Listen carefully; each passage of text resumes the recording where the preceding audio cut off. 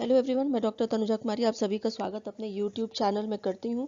आज मैं आप लोगों से फिर से करंट अफेयर्स के कुछ टॉपिक्स के विषय में बात करूंगी। फर्स्ट यहाँ पे आप लोगों से चर्चा करूंगी भारतीय मूल के 4 प्रत्याशियों के विषय में। अमेरिकी कांग्रेस के निचले सदन प्रतिनिधि सभा के लिए भारतीय मूल के 4 प्रत्याशियों के द्वारा डेमोक्रेटिक पार्टी के टिकट पर फिर से चुनाव में जीत प्राप्त की गई है। अब यहाँ पे इससे संबंधित अन्य जितने इंपॉर्टेंट फैक्ट्स है यदि उनकी चर्चा की जाए तो फर्स्ट यहाँ पे हम देखते हैं कि इन चारों सांसदों को राजा कृष्णमूर्ति के द्वारा समोसा कॉकस कहा गया है। Pramila Jaipal house of representative में तीसरी बार उन्होंने चुनाव जीती है। राजा कृष्णमूर्ति लगातार तीसरी बार इनलॉइन से निर्वाचित घोषित किए गए हैं। रो खन्ना लगातार तीसरी बार कैलिफोर्निया से निर्वाचित हुए हैं। डॉक्टर एमी बेरा लगातार 5वीं बार कैलिफोर्निया के 7वें कांग्रेस के लिए निर्वाचित हुए हैं। नेक्स्ट यहाँ पे आप लोगों से चर्चा करूंगी पेरिस जलवायु संधि के विषय में। पेरिस जलवायु संधि से अमेरिका औपचारिक रूप से 4 नवंबर 2020 को अलग हो गया है। अब यहाँ पे अब देखते हैं कि इससे जो इम्पोर्टेंट जितने रिलेटेड फैक्ट्स हैं वो है क्या। तो फर्स्ट यहाँ पे हम ये देखते हैं कि 2017 में अमेरिका के राष्ट्रपति ट्रंप ने पेरिस जलवायु संधि से अलग होने का विचार प्रकट कर दिया था। 2019 में अमेरिका ने संयुक्त राष्ट्र को पेरिस जलवायु संधि से अलग होने के लिए औपचारिक रूप से अधिसूचित कर दिया था। पेरिस जलवायु संधि से धरती के बढ़ते तापमान को 2 डिग्री के नीचे रखने के उद्देश्य पर बल दिया गया है। नेक्स्ट यहाँ पे आप लोगों से चर्चा करूंगी इसरो के विषय में। इसरो के द्वारा 7 नवंबर 2020 को इस वर्ष का पहला सैटेलाइट लॉन्च किया जाएगा। अब यहाँ पे इसके विषय में यदि हम चर्चा करते हैं तो फर्स्ट हम यहाँ पे देखते हैं कि इसरो के द्वारा लॉन्च किए जाने वाले सैटेलाइट का नाम अर्थ ऑब्जर्वेशन सैटेलाइट O1 है।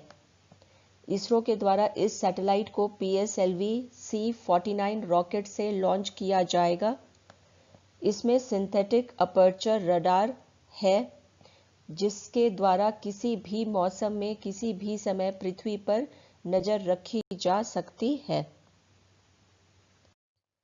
नेक्स्ट यहाँ पे आप लोगों से बात करूंगी डिपार्टमेंट ऑफ मिलिट्री अफेयर्स के विषय में। भारत के रक्षा मंत्रालय के अधीन डिपार्टमेंट ऑफ मिलिट्री अफेयर्स के द्वारा सैन्य अफसरों की सेवानिवृत्ति उम्र को बढ़ाने के विकल्प पर विचार किया जा रहा है।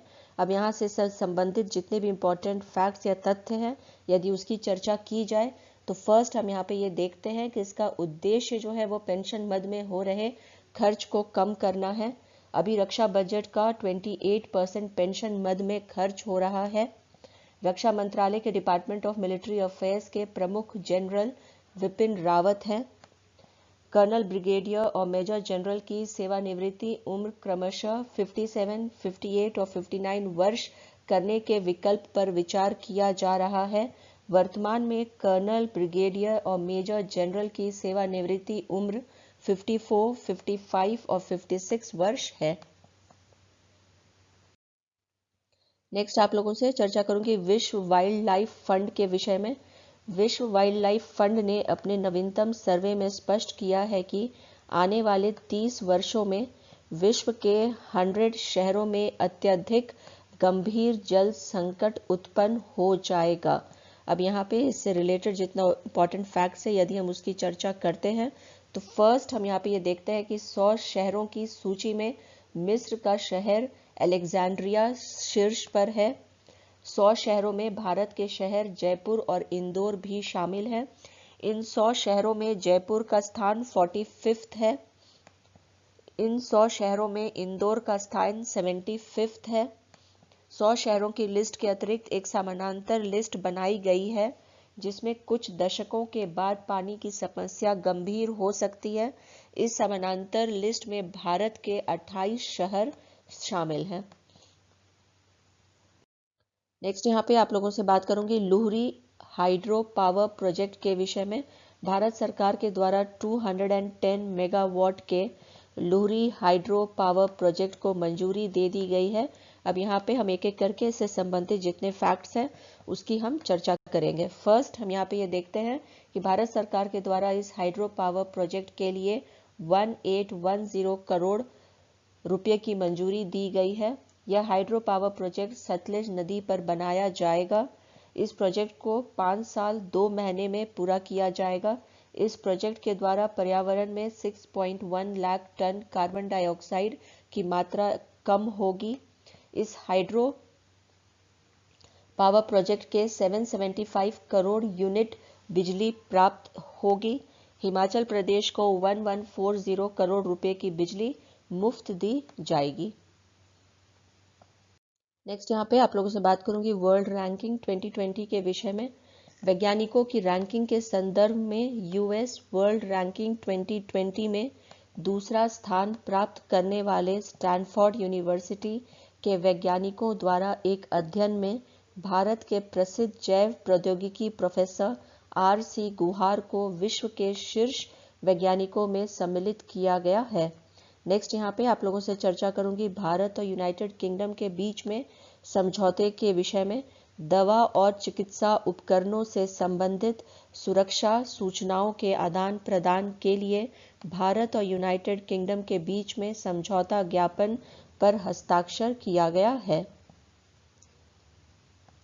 नेक्स्ट यहाँ पे आप लोगों से बात करूंगी परमाणु निरस्त्रीकरण के विषय में।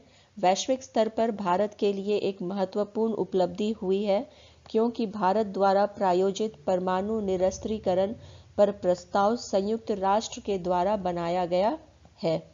अब यहाँ पे इससे जितने भी संबंधित तथ्य हैं उसकी यदि चर्चा की जाए तो हम ये देखते हैं कि भारत द्वारा प्रायोजित प्रस्ताव में मुख्यतः यहाँ पे 2 प्रस्ताव हैं। पहला प्रस्ताव है परमाणु हथियारों के उपयोग पर प्रतिबंध।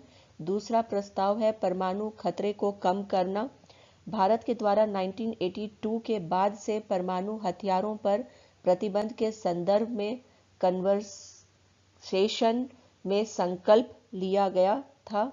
1998 में परमाणु खतरे में कमी लाने से संबंधित प्रस्ताव पेश किया गया था। नेक्स्ट यहाँ पे आप लोगों से बात करूंगी टेलीविजन रेटिंग एजेंसियों के विषय में। सूचना और प्रसारण मंत्रालय के द्वारा टेलीविजन रेटिंग एजेंसियों के दिशा निर्देश की समीक्षा हेतु एक समिति का निर्माण किया गया है। अब यहाँ पे हम आइए देखते हैं कि जितने इंपॉर्टेंट इससे फैक्ट्स हैं वो हैं क्या। तो फर्स्ट यहाँ पे हम ये देखते हैं कि यह समिति 2 महीने में अपनी रिपोर्ट जो है वो पेश करेगी। इस समिति के अध्यक्ष के रूप में शशि शेखर वेमपति को नियुक्त किया गया है। शशि शेखर वेमपति प्रसार भारती के मुख्य कार्यकारी अधिकारी हैं। 2014 में सूचना और प्रसारण मंत्रालय के द्वारा टेलीविजन रेटिंग एजेंसियों के दिशा निर्देश को सूचित किया गया था। नेक्स्ट यहाँ पे आप लोगों से बात करूंगी समझौता ज्ञापन के विषय में। दूरसंचार के क्षेत्र में भारत और यूनाइटेड किंगडम के मध्य सहयोग को प्रोत्साहित करने के लिए भारत और यूनाइटेड किंगडम के बीच में एक समझौता ज्ञापन पर हस्ताक्षर किया गया है। नेक्स्ट यहाँ पे आप लोगों से चर्चा करूंगी भारत और स्पेन के विषय में। खगोल विज्ञान संदर्भ में वैज्ञानिक और तकनीकी सहयोग को प्रोत्साहित करने के लिए भारत और स्पेन के बीच समझौता ज्ञापन पर हस्ताक्षर किया गया है। नेक्स्ट यहाँ पे आप लोगों से बात करूंगी प्रसाद योजना के विषय में।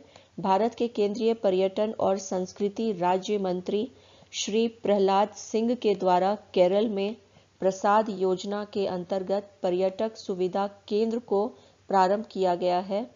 नेक्स्ट यहाँ पे आप लोगों से चर्चा करूंगी उच्च स्तरीय बैठक के विषय में। निवेश के क्षेत्र में सहयोग को बढ़ाने के लिए भारत और संयुक्त अरब अमीरात में 8वां उच्च स्तरीय बैठक आयोजित किया गया है। नेक्स्ट यहाँ पे आप लोगों से चर्चा करूंगी हरदीप सिंह के विषय में। भारत के केंद्रीय नागरिक उड्डयन राज्य मंत्री हरदीप सिंह 13वें अर्बन मोबिलिटी इंडिया सम्मेलन 2020 का उद्घाटन करेंगे, जिसका विषय है शहरी गतिशीलता के उभरते ट्रेंड। नेक्स्ट यहाँ पे आप लोगों से चर्चा करूंगी डेविड वार्नर के विषय में। सनराइजर्स हैदराबाद के कप्तान डेविड वार्नर के द्वारा 6 आईपीएल सीजन में 500 से अधिक रन बनाने का कीर्तिमान स्थापित किया गया है। नेक्स्ट यहाँ पे आप लोगों से चर्चा करूंगी लार्सन एंड टोब्रो के विषय में। लार्सन एंड टोब्रो के द्वारा बनाए गए भारतीय तटरक्षक जहाज C452 को रत्नागिरी महाराष्ट्र में कमीशन किया गया है। नेक्स्ट यहाँ पे आप लोगों से चर्चा करूंगी सॉवरेन वेल्थ फंड के विषय में। भारत सरकार के द्वारा प्राथमिकता वाले क्षेत्रों में विदेशी निवेश में वृद्धि करने के लिए अबू धाबी के सॉवरेन वेल्थ फंड को कर मुक्त दर्जा दिया गया है। यहाँ पे नेक्स्ट जिसके विषय में मैं आप लोगों से बात करूंगी वो है परमाणु ऊर्जा संयंत्र के विषय में।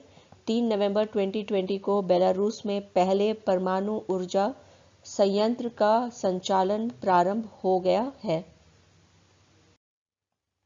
इसी के साथ अपने इस चर्चा को करंट अफेयर से संबंधित यहीं पर विराम देती हूँ। यदि आप लोगों को ये वीडियो करंट अफेयर से संबंधित पसंद आया हो तो प्लीज़ इसे लाइक करें, शेयर करें और सब्सक्राइब करें। Thank you. Have a good day.